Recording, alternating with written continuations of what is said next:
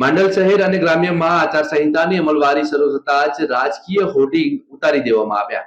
તારીખ 16ને શનિવારે બપોરે 3 કલાકે ચૂંટણી પંચની પ્રેસ કોન્ફરન્સ યોજાઈ હતી અને દેશમાં યોજાનારી લોકસભાની ચૂંટણીઓની તારીખો જાહેર કરી દેવાઈ હતી।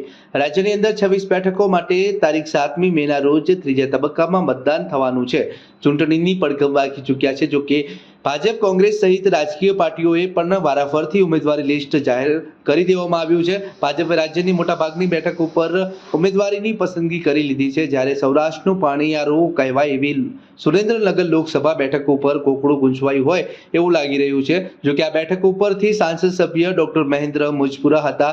જો કે આ વખતે તેમની સાથે બીજા કેટલાક દાવેદારો મેદાને છે, ત્યારે પાર્ટી આ સીટ ઉપરથી રિપીટ થિયરી અપનાવશે કે પછી કોથળામાંથી જે બિલાડું ગાળશે તેનો ભાજપની ત્રીજી યાદીમાં ચોક્કસ ખ્યાલ આવી જશે।